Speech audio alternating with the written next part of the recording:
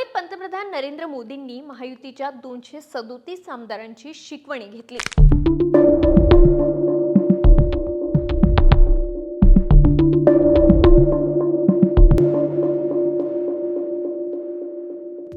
मात्र या शिकवणीला धनंजय मुंडे यांनी दांडी मारली। शिकवणीच्या आदल्याच दिवशी मुंडे अजितदादांची भेट घेऊन तातडीनं परळीला रवाना झाले होते। त्यामुळे अजितदादांनी मुद्दामहून मुंडेंना पंतप्रधान मोदींच्या मुंबई दौऱ्यापासून दूर ठेवल्याची चर्चा जोर धरू लागली। खरं तर मुंडेंनी दांडी मारण्याची ही पहिलीच वेळ नव्हती। संतोष देशमुख हत्येनंतर धनंजय मुंडे थेट माध्यमांसमोर येणं टाळत होते। शिवाय राष्ट्रवादीच्या कुठल्या कार्यक्रमालाही हजेरी लावताना दिसून आले नाही। संतोष देशमुख हत्येनंतर अजित पवार आणि धनंजय मुंडे यांच्यात जवळपास 1 महिना प्रत्यक्ष भेट झाली नव्हती। या हत्ये प्रकरणात गंभीर आरोप होत असतानाही या काळात दोन्ही नेत्यांकडून अशी ठोस भूमिका समोर आली नव्हती। त्यानंतर धनंजय मुंडेंनी 6 जानेवारीला अजित पवारांची भेट घेतली। भेटीनंतर नवीन वर्षाच्या शुभेच्छा देण्यासाठी दादांची भेट घेतलं असं मुंडेंनी माध्यमांना सांगितलं। जबाबदारी घेतल्यानंतर आणि नवीन वर्षाच्या शुभेच्छा देण्यासाठी मी आज दादांकडे आलो।